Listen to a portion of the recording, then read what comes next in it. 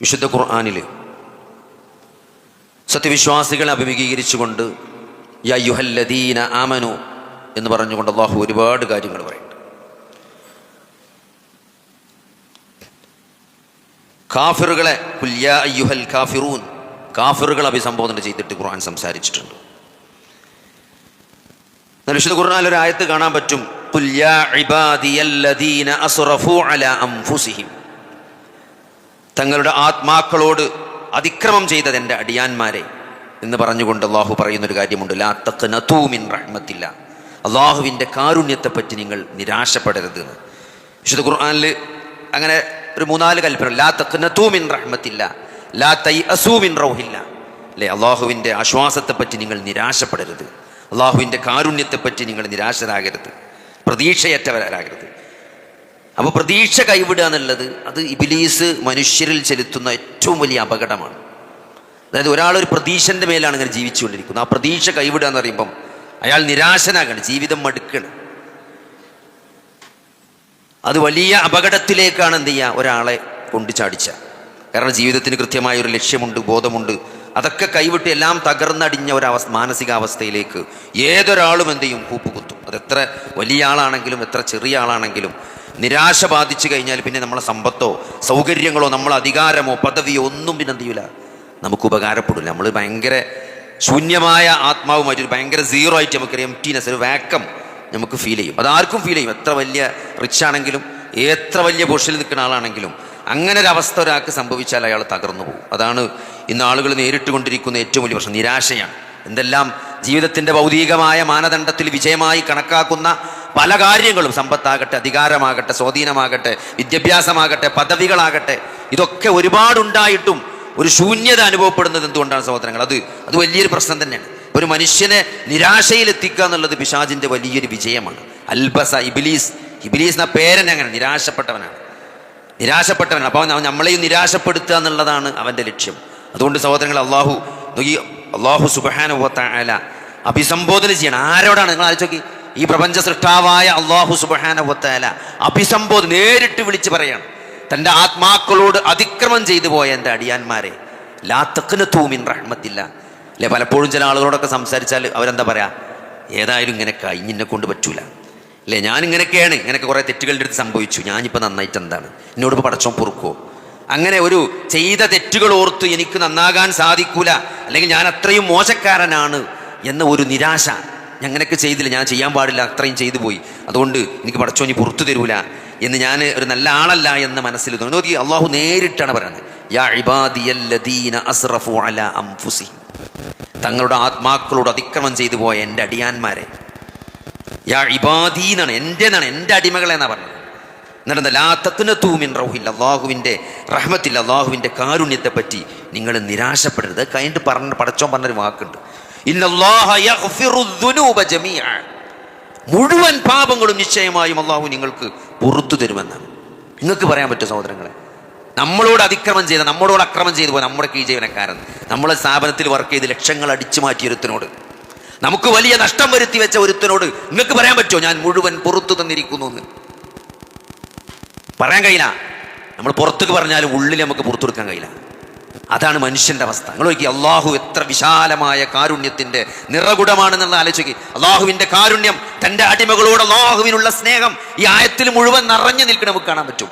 ഇന്നല്ലാഹ യഗ്ഫിറു ദുനൂബ ജമീഅ, നിങ്ങൾ ചെയ്ത മുഴുവൻ പാപം അതെത്ര വലുതാണെങ്കിലും എന്നാണ്, ആകാശത്തിൻ്റെ ഉച്ചിയോളം സമുദ്രത്തിലെ തിരമാലകൾ പോലും നിങ്ങൾ പാപങ്ങൾ ചെയ്തിട്ടുണ്ടെങ്കിലും നിങ്ങളുടെ തൗബ ആത്മാർത്ഥമാണ്, നിങ്ങളുടെ ശിഷ്ടജീവിതം നന്നാക്കി തീർത്ത് ജീവിക്കാൻ നിങ്ങൾ ആത്മാർത്ഥമായി തയ്യാറുണ്ടെങ്കിൽ അത് മുഴുവൻ പുറത്തു തരാൻ മാത്രം വിശാലമായ കാരുണ്യത്തിൻ്റെ ഉറവിടമാണ് അള്ളാഹു എന്ന ആയത്തിലൂടെ അള്ളാഹു നമ്മളെ ബോധ്യപ്പെടുത്തണം. വമൻ യഖ്നതു മിൻ റഹ്മത്തി റബ്ബി ഇല്ലല്ലാല്ലൂൻ എന്നാണ് വിശുദ്ധ ഖുർആനിലെ മറ്റൊരു സ്ഥലത്ത് സൂറത്ത് ഹിജ്റിൽ കാണാൻ പറ്റും. തൻ്റെ രക്ഷിതാവിൻ്റെ കാരുണ്യത്തെപ്പറ്റി നിരാശരായവർ അവർ വഴിപിഴച്ചവരല്ലാതെ മറ്റാരാണെന്നാണ്. അപ്പൊ വഴിപിഴച്ചവർ മാത്രമാണ്, വഴികേടിൽ പെട്ടുപോയവർ മാത്രമാണ് അള്ളാഹുവിൻ്റെ കാരുണ്യത്തെപ്പറ്റി നിരാശപ്പെടുള്ളൂ എന്നാണ്. അപ്പൊ എത്ര പാപങ്ങൾ എത്ര ചെയ്തു എന്നതല്ല പ്രശ്നം, നിങ്ങൾ മടങ്ങാൻ തയ്യാറുണ്ടോ, റബ്ബിലേക്ക് ഖേദിച്ച് മടങ്ങി ശിഷ്ടജീവിതം നന്നാക്കി നിലപാട് നന്നാക്കി ജീവിക്കാൻ തയ്യാറുണ്ടോ എന്നതാണ് സഹോദരങ്ങളെ ഏറ്റവും പ്രധാനം. ആ നിലപാടും തിരുത്തി ജീവിതം നന്നാക്കാൻ താല്പര്യമില്ലാത്ത നിശ്ചയമില്ലാത്തത് കൊണ്ടാണ് നിങ്ങൾ അള്ളാഹുവിലേക്ക് മടങ്ങാത്തത്. നമ്മൾ ചെയ്തു പോയ പാപത്തെപ്പറ്റിയും കുറ്റങ്ങളെപ്പറ്റിയും വഴികേടിനെ പറ്റിയും ഓർത്ത് വിലപിച്ച് മാറാൻ തയ്യാറല്ലാത്തത് എന്തുകൊണ്ടാണ്? ഒരു മാറ്റം, അത് മാറി ജീവിക്കാൻ നമ്മൾ ആഗ്രഹിക്കുന്നില്ല എന്നതാണ്. അള്ളാഹു പുറത്തു തരില്ല എന്നതുകൊണ്ടല്ല, അത് മുഴുവൻ പുറത്തു തരാൻ മാത്രം വിശാലമായ കാരുണ്യമുണ്ടെന്നാണ് യാക്കൂബ് നബി തന്റെ മക്കളോട് പറയുന്നുണ്ട്. വലാ തൈഅസൂ മിൻ റൗഹില്ല ഇന്നഹു ലാ യൈഅസു മിൻ റൗഹില്ലാഹി ഇല്ലൽ ഖൗമുൽ കാഫിറൂൻ എന്നാ പറഞ്ഞത്. അള്ളാഹു നൽകുന്ന ആശ്വാസത്തെ പറ്റി കാഫിറല്ലാതെ ആരാണ് നിരാശപ്പെടുന്നതാണ്? കാഫിർ എന്ന് പറഞ്ഞാലാണ് ഈ മതത്തെ, അള്ളാഹുവിന്റെയും റസൂലിനെയും നിഷേധിച്ചവനാണ്, അള്ളാഹുവിന്റെ അസ്തിത്വത്തെ നിഷേധിച്ചവനാണ്, അള്ളാഹുവിന്റെ ദീനിനെ നിഷേധിച്ചവനാണ് കാഫിർ എന്ന് പറഞ്ഞാൽ. കാഫിറുകളല്ലാതെ ആരാണ് അള്ളാഹു നൽകുന്ന ആശ്വാസത്തെ പറ്റി നിരാശപ്പെടുക എന്നാ ചോദിച്ചത്. യാക്കൂബ് നബി മക്കളോട് ചോദിച്ചാണ് അല്ലേ. വലാ തൈഅസൂ മിൻ റൗഹില്ല, നിങ്ങൾ അള്ളാഹുവിന്റെ ആശ്വാസത്തെ പറ്റി എന്ത് ചെയ്യരുത്? നിരാശപ്പെടരുത് എന്നാണ്. നിശ്ചയമായും അള്ളാഹുവിന്റെ ആശ്വാസത്തെ പറ്റി നിരാശപ്പെടുന്നവർ കാഫിറുകൾ മാത്രമാണെന്ന്. ഇല്ലൽ ഖൗമുൽ കാഫിറൂൻ എന്നാണ്. അതുകൊണ്ട് സഹോദരങ്ങളെ, ഒരു വിശ്വാസിയുടെ കരച്ചിൽ, അവന്റെ മനസ്സിലുള്ള ഒരു സങ്കടം, അതൊരിക്കലും അസ്ഥാനത്തല്ല. അവൻ അള്ളാഹുവിൽ അടിയുറച്ച് വിശ്വസിക്കുന്നുണ്ടെങ്കിൽ, അള്ളാഹുവിനെ മാത്രം ആരാധിക്കുന്നുണ്ടെങ്കിൽ, അള്ളാഹുവിൽ പങ്കു ചേർക്കാതിരിക്കുന്നുണ്ടെങ്കിൽ, അള്ളാഹുവിൽ ഭരമേൽപ്പിച്ചിട്ടുണ്ടെങ്കിൽ സഹോദരങ്ങളെ, ആ കരച്ചിൽ ഒരിക്കലും വെറുതെയല്ല.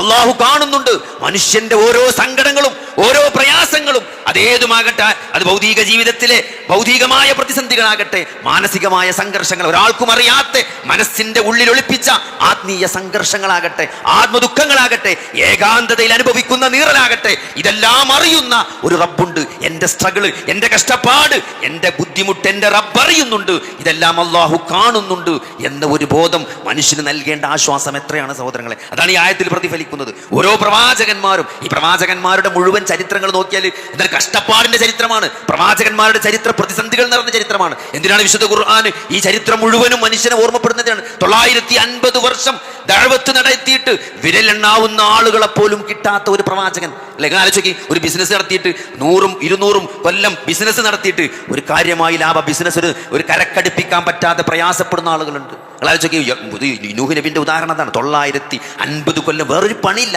ദഅവത്ത് മാത്രം, അള്ളാഹുവിലേക്ക് ജനങ്ങളെ ക്ഷണിക്കുക എന്നുള്ള ഒരൊറ്റ പണി മാത്രമാണ് 950 കൊല്ലമായി എടുത്തുകൊണ്ടിരിക്കുന്നത്. എന്നിട്ടോ ഒരു റിസൾട്ട് ഇല്ല. ഒരു പറയാൻ പറ്റിയ ഒരു ഗ്രാഫ് ഉണ്ടാക്കാനോ ഒരു റിസൾട്ട് ഒരാൾക്ക് കാണിച്ചു കൊടുക്കാൻ പറ്റിയ ഒരു റിസൾട്ട് ഇല്ല. എന്താണ് നമ്മൾ പറയല്ലേ, എന്താണ് നമുക്ക് പബ്ലിഷ് ചെയ്യാൻ പറ്റിയ ഒരു റിസൾട്ട്, പബ്ലിഷ് ചെയ്യാൻ പറ്റിയ റിസൾട്ട് പോലും നമ്മുടെ അടുത്തില്ലാത്ത, ഒരു ഗ്രാഫ് വരച്ച് കാണിച്ചു കൊടുക്കാൻ പറ്റിയ ഒരു റിസൾട്ട് പോലും ഇല്ലാതെ 950 കൊല്ലത്തെ നിരന്തരമായ പരിശ്രമം. സഹോദരങ്ങളെ, ഉലുൽ അസ്മിന്റെ പ്രവാചകനാണ്. അള്ളാഹു നൽകിയ ദറജത്തിന് ഒരു ദഅവത്ത് നടത്തിയിട്ട് ഒരു കൗമിനെ പോലും ഉണ്ടാക്കിയെടുക്കാൻ പറ്റാത്ത, അള്ളാഹുവിന്റെ ശിക്ഷയിറങ്ങി മുഴുവൻ ജനങ്ങളെയും വിശ്വാസികളല്ലാത്ത ആളുകളെ മുഴുവൻ നശിപ്പിച്ച ഒരു മഹാപ്രളയം. ആ പ്രളയമാണ് നൂഹ് നബിന്റെ സമൂഹത്തിന് അള്ളാഹു നൽകിയത്. എന്നിട്ടോ ആ പ്രവാചകൻ അള്ളാഹു ഏറ്റവും വലിയ ദറജയാണ്. ഉലുൽ അസ്മിന്റെ അമ്പിയാക്കളുടെ കൂട്ടത്തിലാണ് മഹാനായ നൂഹ് നബി അലൈഹി സ്വലാമിനെ നമ്മൾ കൗണ്ട് ചെയ്യുന്നത്. പക്ഷേ ഒരു റിസൾട്ട് പോലും ഇല്ല. നിങ്ങൾ ആലോചിച്ച് നോക്കി, ഇബ്രാഹിം നബി അലൈഹി സ്വലാം, ഓരോ പ്രവാചകന്മാരുടെ ചരിത്രം, ഇതൊക്കെ ഖുർആൻ പറയുമ്പോൾ പ്രതിസന്ധികൾ നിറഞ്ഞ ചരിത്രമാണ്. യൂസുഫ് നബിന്റെ ചരിത്രം, മൂസ അലൈഹി സ്വലാമിന്റെ ചരിത്രം, മഹാനായ മുഹമ്മദ് നബി അലൈഹി സ്വലാമിന്റെ ചരിത്രം, പിറന്ന 7 കുട്ടികളിൽ 6 കുട്ടികളും പ്രായപൂർത്തിയെത്തുന്നതിന് മുമ്പ് കബറിലേക്ക് ഇറക്കി വെക്കേണ്ടി വന്ന ഒരു പ്രവാചകൻ. വാലറ്റവൻ എന്ന് കൂടെയുള്ളവർ എന്ന് ദഅവത്ത് ചെയ്യപ്പെടുന്ന ആ ആളുകൾ പരിഹസിക്കണം. വാലറ്റവൻ, 7 കുട്ടികളിൽ 6 ആൺകുട്ടികളെയും മരിച്ച് കബറിലേക്ക് ഇറക്കി വെക്കുകയും അതിന്റെ പേരിൽ വാലറ്റവൻ എന്ന ആക്ഷേപം കേൾക്കേണ്ടി വരികയും ചെയ്യുന്ന ഒരു പ്രവാചകൻ. ആ പ്രവാചകൻ പോലും സഹോദരങ്ങളെ ജീവിതത്തിൽ നിരാശനായിട്ടില്ല. ലാ തഹ്സൻ ഇന്നല്ലാഹ മഅന, പ്രവാചകരെ താങ്കൾ ദുഃഖിക്കേണ്ട, അള്ളാഹു നമ്മോടും. അബൂബക്കറെ റളിയല്ലാഹുവിനോട് പറഞ്ഞു, താങ്കൾ ദുഃഖിക്കേണ്ടതില്ല, ഇന്നല്ലാഹ മഅന, നിശ്ചയമായും അള്ളാഹു നമ്മുടെ കൂടെയുണ്ട്. സഹോദരങ്ങളെ, ആ കൂടെ, അള്ളാഹു കൂടെയുണ്ട് എന്ന് എല്ലാ പാപങ്ങളും അള്ളാഹുവിനോട് ചെയ്തു പോയ വീഴ്ചകൾ അള്ളാഹുവിനോട് ഏറ്റുപറഞ്ഞ് അള്ളാഹുവിലേക്ക് ഖേദിച്ച് മടങ്ങിക്കൊണ്ട് നല്ലൊരു ജീവിതത്തിന് തയ്യാറെടുക്കാൻ ആരുണ്ട് സഹോദരങ്ങളെ? അവർക്കുള്ളതാണ് ഓരോ സൂര്യാസ്തമയും. ഓരോ സൂര്യാസ്തമയും ഒരു വിശ്വാസിയെ സംബന്ധിച്ചിടത്തോളം പ്രതീക്ഷയാണ്. രാത്രിയുടെ അവസാന യാമത്തിൽ, അവസാനത്തെ 1/3 അള്ളാഹു 1ാം ആകാശത്തേക്ക് ഇറങ്ങി വരുമെന്നും തന്റെ അടിമകളുടെ പ്രാർത്ഥന അവൻ ഏറ്റെടുക്കുമെന്നും അതിന് ഉത്തരം നൽകുമെന്നും ഒരു വിശ്വാസിയെ സംബന്ധിച്ചിടത്തോളം ഓരോ രാത്രിയും പ്രതീക്ഷയാണ്. ഓരോ സൂര്യാസ്തമയും എന്റെ റബ്ബിലേക്ക് എന്റെ ഭാരങ്ങൾ ഇറക്കി വെക്കാനുള്ള പ്രതീക്ഷയാണ് ഓരോ രാത്രിയും മനുഷ്യന് നൽകുന്നത്. ഓരോ പ്രഭാതവും സഹോദരങ്ങളെ പുതിയ പ്രതീക്ഷയാണ്. എന്റെ പ്രാർത്ഥനയ്ക്ക് എന്റെ റബ്ബ് ഉത്തരം നൽകുമെന്നുള്ള, എന്റെ ജീവിതത്തിൽ അള്ളാഹു ഒരു തുറവി നൽകുമെന്നുള്ള പ്രതീക്ഷയുടെ ജീവനാണ് ഓരോ സൂര്യോദയവും ഒരു മനുഷ്യന്, വിശ്വാസിക്ക് സമ്മാനിക്കുന്നത്. അതുകൊണ്ട് സഹോദരങ്ങളെ, മരണമെന്ന ഒന്ന് തൗബയുടെ വാതിലടക്കാത്ത മരിക്കാത്ത കാലത്തോളം, മരണം റൂഹ് തൊണ്ടക്കുഴിയിലെത്തിയിട്ട് തൗബയുടെ വാതിൽ അടയുന്നത് വരെ ഒരു വിശ്വാസി പ്രതീക്ഷയിൽ തന്നെയാണ്. അവൻ എന്തൊക്കെ ഭൗതികമായും മാനസികമായ പ്രതിസന്ധികൾ ഉണ്ടെങ്കിലും അള്ളാഹുവിൽ അചഞ്ചലമായി വിശ്വസിക്കുന്നുണ്ടെങ്കിൽ, അള്ളാഹുവിനെ മാത്രം ആരാധിക്കുന്നുണ്ടെങ്കിൽ, അള്ളാഹുവിനോട് മാത്രം പ്രാർത്ഥിക്കുന്നുണ്ടെങ്കിൽ, അള്ളാഹുവിൽ ബരമേൽപ്പിക്കാൻ അവൻ തയ്യാറുണ്ടെങ്കിൽ അവന് നിരാശക്ക് വഴിയില്ല സഹോദരങ്ങളെ. അവിടെ പ്രതീക്ഷ മാത്രമേ ഉള്ളൂ. അതുകൊണ്ട് ആ അള്ളാഹുവിനെ അറിയാനും മനസ്സിലാക്കാനും ആ അള്ളാഹുവിൽ പ്രതീക്ഷയർപ്പിച്ച് ജീവിക്കാനും അള്ളാഹു നമുക്ക് തൗഫീഖ് നൽകുമാറാകട്ടെ. മനുഷ്യനെ സംബന്ധിച്ചിടത്തോളം നിരാശ പിടികൂടുക എന്നത്, ജീവിതത്തിലെ പ്രതീക്ഷ നഷ്ടപ്പെടുക എന്നത് വലിയ ഒരു അപകടമാണ് നമ്മുടെ ജീവിതത്തിൽ വരുത്തി വെക്കുക. ഭൗതികമായ ഏത് വിഭവങ്ങൾക്കും പരിഹരിക്കാൻ സാധിക്കാത്ത വലിയൊരു ശൂന്യതയിലാണ് മനുഷ്യൻ എത്തിപ്പെടുക. അതുകൊണ്ടാണ് വിശുദ്ധ ഖുർആൻ ഖുൽ യാ ഇബാദിയല്ലദീന അസ്റഫൂ അലാ അൻഫുസിഹിം ലാ തഖ്നതൂ മിൻ റഹ്മത്തില്ലാഹ്, അല്ലാഹുവിൻ്റെ കാരുണ്യത്തെപ്പറ്റി നിങ്ങൾ നിരാശപ്പെടരുത് എന്ന് പറഞ്ഞുകൊണ്ട് വലിയ പ്രതീക്ഷ അക്രമം ചെയ്ത ആളുകൾ അഭിസംബോധന ചെയ്തുകൊണ്ട് അള്ളാഹു പറയുന്നൊരു കാര്യം, ഇന്നല്ലാഹ യഗ്ഫിറുദ്ദുനൂബ ജമീഅ. മനുഷ്യന് പോലും തൻ്റെ ഈ ജീവനക്കാരനോട്, തൻ്റെ സഹജീവികളോട് ചെയ്യാൻ സാധിക്കാത്ത വിശാലമായ കാരുണ്യമാണ് അള്ളാഹു സുബ്ഹാനഹു വ തആല നമുക്കവിടെ പറഞ്ഞു തരുന്നത്. 100 പേരെ കൊന്ന ആളെ ചരിത്രം നമ്മൾ പലപ്പോഴായി കേട്ടിട്ടുണ്ട് അല്ലേ? അവിടെയും ആ 100 പേരെ കൊന്ന ഒരാൾക്ക് പോലും തൗബയുണ്ട് എന്നാണ് നമ്മളെ അള്ളാഹു പഠിപ്പിക്കുന്നത്.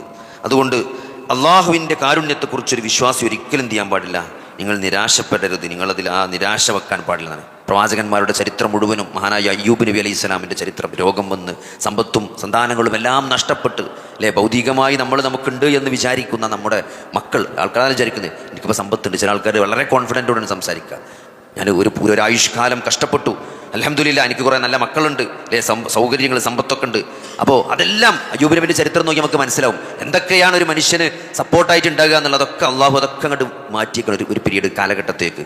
എല്ലാവരും അകന്നുപോയി, മക്കൾ നഷ്ടപ്പെട്ടു, കുടുംബം നഷ്ടപ്പെട്ടു, സമ്പത്ത് നഷ്ടപ്പെട്ടു, അസുഖം വന്നു. അപ്പോൾ സഹോദരങ്ങളെ, ആ അസുഖത്തിൽ നമുക്കുള്ള പ്രതീക്ഷ, നമുക്കൊരു അസുഖം ഉണ്ടാകുമ്പോൾ തന്നെ നമ്മളെ മക്കളുണ്ടാവും, നമ്മളെ ചികിത്സിക്കാനുള്ള സമ്പത്തും ആസ്തിയും ബാങ്ക് ബാലൻസും അസറ്റൊക്കെ നമ്മുടെ അടുത്തുണ്ട് എന്നാണ്. അതൊക്കെ നഷ്ടപ്പെട്ട് ഒരു അസുഖം വന്ന് അതൊന്നും ഇല്ലാത്ത ഒരവസ്ഥയിൽ നമ്മൾ ലോക്കായി കിടന്നൊരു പരീക്ഷണത്തെ പറ്റി നിങ്ങൾ ആലോചിച്ച് നോക്കി. അതാണ് മഹാനായ അയ്യൂബ് നബി അലൈഹി സ്വലാം അകപ്പെട്ടു പോയ പരീക്ഷണം.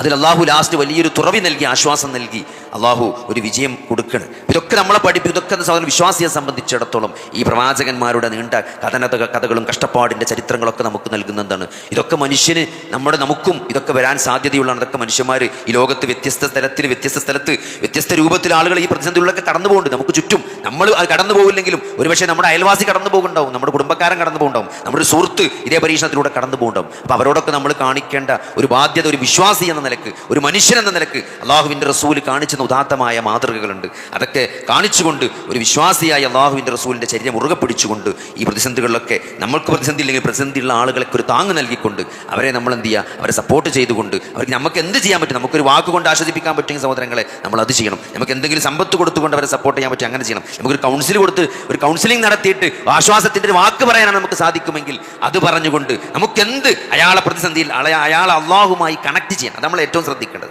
നമുക്ക് ഒരുപക്ഷെ പൈസ കൊടുക്കാൻ പറ്റും, വേറെ സപ്പോർട്ട് കൊടുക്കാൻ പറ്റുമെങ്കിലും ഒരാളൊരു പരീക്ഷണത്തിൽ ഏറ്റവും വലിയ പ്രതിസന്ധി അള്ളാഹുവിനായിട്ടുള്ള കണക്ഷൻ നഷ്ടപ്പെടുക എന്നുള്ളതാണ്.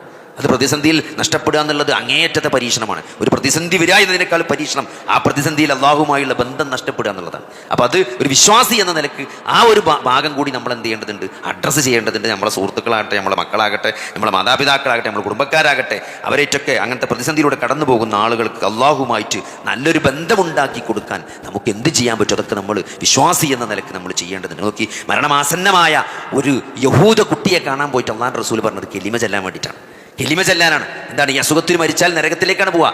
അതുകൊണ്ട് മുസ്ലിം ആകണം എന്നാണ് നബി സല്ലല്ലാഹു അലൈഹി വസല്ലം. നമുക്കൊരാൾക്ക് പൈസ കൊടുക്കാൻ പറ്റും, പക്ഷേ ഒരാളെ തൗഹീദിലായി മരിപ്പിക്കുക എന്നുള്ളതാണ് സഹോദരങ്ങളെ ഒരാൾക്ക് നമുക്ക് ചെയ്യാൻ കഴിയുന്ന ഏറ്റവും വലിയ കാര്യം അയാളെ തൗഹീദിലാക്കി മരിപ്പിക്കുക എന്നുള്ളതാണ്. അപ്പോൾ അതിന് നമ്മൾ വില കുറച്ച് കാണരുത്. അള്ളാഹുവിൻ്റെ റസൂലിൻ്റെ ആ ചരിത്രം അതാണ് നമ്മളെ പഠിപ്പിക്കുന്നത്. അതുകൊണ്ട് ഏത് പ്രതിസന്ധിയിലൂടെ കടന്നു പോകുന്ന ആളുകളെയും അതിൽ നമ്മൾ ഒരു മോശം വിചാരിക്കണം, ഞാൻ ഇവിടെ വന്നിട്ട് പൈസ എന്നിട്ട് ഞാൻ ഇപ്പോൾ ദീന് പറയാണോന്നല്ല സഹോദരങ്ങളെ. നമ്മൾ പൈസ കൊടുത്താലേക്ക് ചിലപ്പോൾ ആശ്വാസം കിട്ടും, പക്ഷേ അയാൾ നാളെ മരണത്തിൽ മരണാനന്തര ജീവിതം മോശമായ ഒരവസ്ഥയിലേക്കാണ് പ്രത്യക്ഷത്തിൽ അയാൾ പോകുന്നതെങ്കിൽ സഹോദരങ്ങളെ, നമ്മളെ പൈസ കൊണ്ടൊന്നും തടുക്കാൻ സാധിക്കില്ല. അതുകൊണ്ട് നമ്മളെ ബാധ്യത എന്ന നിലക്ക്, ഒരു ഗുണകാംക്ഷ എന്ന നിലക്ക്, അള്ളാഹുവിൻ്റെ റസൂലിൻ്റെ ചര്യ എന്ന നിലക്ക് നമ്മളത് പറയാൻ നമ്മൾ ബാധ്യസ്ഥരാണ്. നമ്മൾ ആരെയും ഭയപ്പെടേണ്ടതില്ല. നമ്മളെ ഉള്ളിൽ ക്രിയമാണ്, നമ്മൾ അള്ളാഹുവിൻ്റെ ആത്മാർത്ഥമായ ഇഖ്ലാസോട് കൂടിയാണ് നമ്മളത് പറയുന്നതെങ്കിൽ അതിലൊരു പ്രതിസന്ധിയും വരാതെ അത് അള്ളാഹു നമ്മളെ കാത്തുരക്ഷിക്കും. ദഅവത്തിൻ്റെ ചരിത്രം, പ്രവാചകന്മാരുടെ ചരിത്രം അതാണ് നമ്മളെ പഠിപ്പിക്കുന്നത്. അതിനുള്ളൊരു ആർജവം കൂടി നമ്മൾ കാണിക്കേണ്ടതുണ്ട്. അള്ളാഹു സുബ്ഹാനഹു വ തആല നമ്മളെ ഹക്ക് മനസ്സിലാക്കാനും ഹക്ക് പിന്തുടർന്ന് ജീവിക്കാനും സത്യത്തിൻ്റെ ആളായിക്കൊണ്ട് സത്യത്തിൻ്റെ കൂടെ സഞ്ചരിക്കാനും അള്ളാഹു നമുക്ക് തൗഫീക്ക് നൽകുമാറാകട്ടെ. ബാത്തിലിൽ നിന്നും ബാത്തിലിൻ്റെ ആളുകളിൽ നിന്നും അകന്നു നിൽക്കാൻ അള്ളാഹു നമുക്ക് തൗഫീക്ക് നൽകുമാറാകട്ടെ.